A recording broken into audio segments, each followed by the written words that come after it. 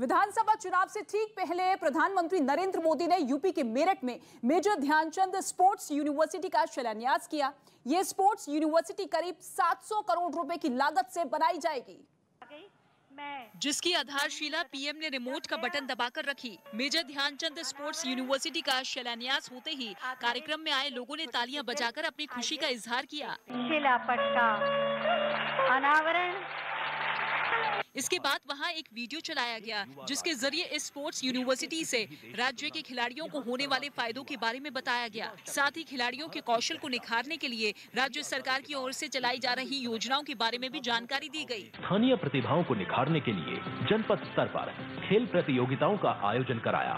इस मौके पर पीएम नरेंद्र मोदी ने अपने भाषण में विरोधियों को भी आड़े हाथों लिया। पहले क्या खेल खेले जाते थे, अब योगी जी की सरकार ऐसे अपराधियों के साथ जेल खेल रही है। लेकिन इससे पहले जब प्रधानमंत्री मेरठ पहुंचे तो उनका सड़क के दोनों ओर खड़े लोगों ने जोरदार स्वागत किया, तो पीएम ने भी कार के अंदर से ही हाथ हिलाकर लोगों का अभिवादन किया।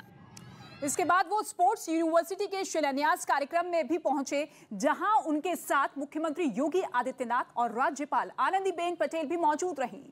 पर जा रहे हैं, जिनके साथ उन्होंने वहां लगाई गई एक प्रदर्शनी देखी। इस दौरान वहां मौजूद एक अधिकारी ने मेरठ में बनने वाले खेल से जुड़े उत्पादों के बारे में प्रधानमंत्री को जानकारी दी, जबकि इस प्रदर्शनी के एक स्टॉल पर उन्होंने एक मशीन की मदद से कसरत भी की। दुर्लभ तस्वीर आप देख रहे हैं, फिट इंडिया की मिसाल। इसके बाद उन्होंने मेजर ध्यानचंद स्पोर्ट्स यूनिवर्सिटी का मॉडल देखा और उसके बारे में अधिकारी से बात की। इस शिलान्यास कार्यक्रम में राज्य के कई जिलों से खिलाड़ियों को भी बुलाया गया, जिन्होंने इस यूनिवर्सिटी के लिए पीएम मोदी का शुक्रिया अदा किया।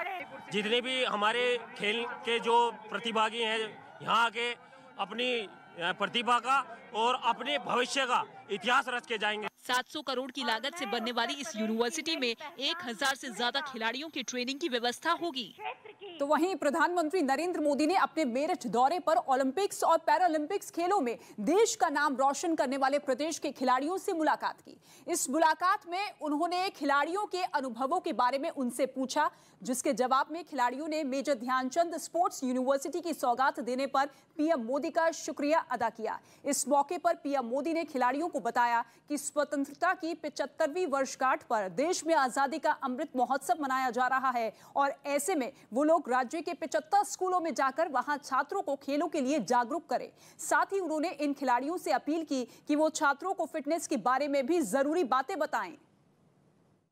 ये वर्ष आजादी का अमृत महोत्सव है, 75 साल हो रहे हैं। आप लोग 75 स्कूल में जाइए, बच्चों को न्यूट्रिशन के विषय में बताइए, फिटनेस के विषय में बताइए। हिमाचल प्रदेश के मनाली में विंटर कार्निवाल की शुरुआत हो गई है। 2 साल बाद राज्य के मुख्यमंत्री जयराम ठाकुर ने इसकी शुरुआत की। ये विंटर कार्निवाल अगले 5 दिनों तक यानी कि 2 जनवरी से 6 जनवरी तक चलेगा, जिसमें 150 से ज्यादा स्थानीय महिला मंडल और देश के अलग अलग राज्यों से आए कलाकार हिस्सा ले रहे हैं। विंटर कार्निवल की शुरुआत होते ही वहां परेड भी निकाली गई, जिसमें अलग अलग राज्यों से आए कलाकारों ने बढ़ चढ़कर हिस्सा लिया। चंडीगढ़ यूनिवर्सिटी के द्वारा जो है कुछ छात्र यहाँ पर पहुंचे और जो है कार्निवल में भाग ले रहा है। इनसे जाते हैं, कैसा लग रहा है आपको मनाली आके? बहुत अच्छा लग रहा है सर, नया एक्सपीरियंस है। फर्स्ट टाइम हमारी यूनिवर्सिटी यहाँ पे परफॉर्म कर रही है। कार्निवल की शुरुआत करने से पहले मुख्यमंत्री जयराम ठाकुर ने मनाली की देवी हडिम्बा की दरबार में पूजा की। इसके बाद उन्होंने कार्निवल परेड में भाग लेने आए प्रतिभागियों की झांकियों को हरी झंडी दिखाकर रवाना किया।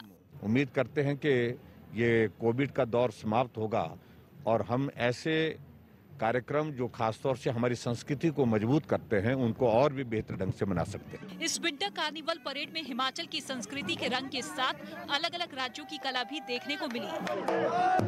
भोपाल में ओबीसी महासभा नाम के संगठन ने मुख्यमंत्री आवास का घेराव करने की कोशिश की और ये लोग पंचायत चुनाव में ओबीसी समुदाय को आरक्षण नहीं मिलने के विरोध में सड़कों पर उतरे। लेकिन पुलिस ने ओबीसी महासभा से जुड़े इन लोगों को आगे बढ़ने से रोक दिया, जिससे प्रदर्शनकारी उग्र हो गए और उन्होंने इस कार्रवाई का विरोध शुरू कर दिया, जिससे कुछ देर के लिए वहां हालात तनावपूर्ण हो गए। लिहाजा हालात पर काबू पाने के लिए पुलिस ने प्रदर्शनकारियों को हिरासत में लेना शुरू कर दिया, जिसका कुछ लोगों ने विरोध करने की कोशिश की, मगर पुलिस की सख्ती के आगे इनकी एक नहीं चली और प्रदर्शनकारियों को जबरन वहां मौजूद बसों में बिठाया जाने लगा। जो लोग नहीं माने उन्हें पुलिस वाले टांग कर ले गए। हिरासत में लिए जाने के बाद भी इन लोगों ने प्रदर्शन बंद नहीं किया और कुछ लोग बस की खिड़कियों से लटककर नारेबाजी करने लगे। हमारी मांगे है पंचायत राज चुनाव में आरक्षण बहाल करो। इस संगठन ने ऐलान किया कि अगर उनकी मांग जल्द नहीं मानी गई तो वो अपने आंदोलन को और तेज करेंगे ताकि पंचायत चुनाव में ओबीसी समुदाय को आरक्षण दिलाया जा सके। लेकिन कुछ रोज पहले सुप्रीम कोर्ट ने ये साफ किया था कि इस समुदाय को पंचायत चुनाव में आरक्षण नहीं मिलेगा और ओबीसी समुदाय के लिए आरक्षित सीटें जनरल कैटेगरी में ही मानी जाएंगी। लेकिन मौके की ताक पे बैठी कांग्रेस ने भोपाल में ओबीसी महासभा पर हुई इस कार्रवाई के बहाने राज्य सरकार को निशाने पर ले लिया और एक ट्वीट कर शिवराज सरकार को ओबीसी विरोधी बता दिया। विपक्ष के हमले तेज हुए तो नगरीय प्रशासन मंत्री भूपेंद्र सिंह सरकार के बचाव में सामने आए और ये बताया कि पंचायत चुनाव में ओबीसी समुदाय को आरक्षण मिले, इसके लिए सरकार पूरी कोशिश कर रही है। हम मजबूती से सर्वोच्च न्यायालय में पक्ष रख रहे हैं